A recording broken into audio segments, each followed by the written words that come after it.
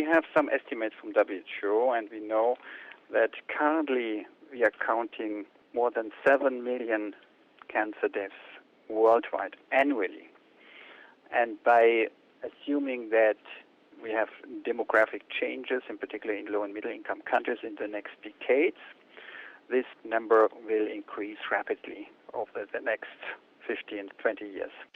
We have a rough estimate that it will be doubling. It means we are between 11 and 12 million. If we're just assuming a demographic change. In all these calculations, it's difficult, but we do not include changes in exposure to risk factors. And this might happen if the regulations and the policies of WHO are not implemented. Would one be right by saying that cancer is a silent epidemic?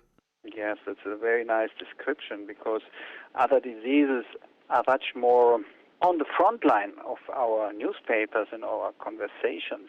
In many countries, it is a taboo to talk about cancer, and I think Cancer Day gives us an opportunity to make it more apparent that this is a problem. But we have evidence-based solutions in prevention, in early detection and treatment. You said cancer is becoming an issue, especially in emerging countries. In Africa, what kind of situation do we have? In Africa, we have a very specific situation where we have a characteristic set of risk factors. There we have the classical risk factors which are emerging: tobacco, obesity in urban areas, lack of physical activity. But also we are observing a lot of exposure to infections, which can also be a cause of cancer, like hepatitis B and C.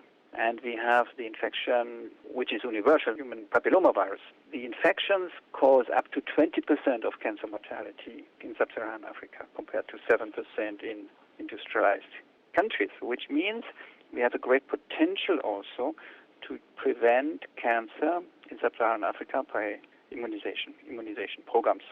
From a WHO perspective, is there enough measures, or are countries implementing enough measures to prevent cancer, especially through messages of changes in lifestyle? We have to take into consideration the overall picture. In September 2011, the UN General Assembly issued a political declaration of head of states about non-communicable diseases, which includes cancer. This is a very important move of the global health agenda.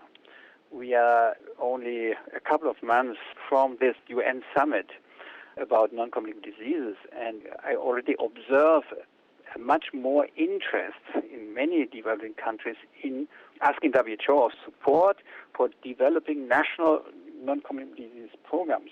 And these include cancer prevention to be tackled by evidence-based strategies. You mentioned other diseases are in the headlines, especially when we talk about HIV, malaria, and TB, but cancer is not. Would this be as a result of the cost of treating cancer remains extremely exorbitant for many? It's difficult to say why it's not yet in the headlines. In some countries it's very much in headlines, but it's not only the cost of treatment. The cost of treatment of cancer for many cancers is not so high. Standard treatment for breast cancer, for example, or for some children cancer is available at relatively moderate cost. The problem is the planning, and the problem is the capacity to detect early and to treat adequately.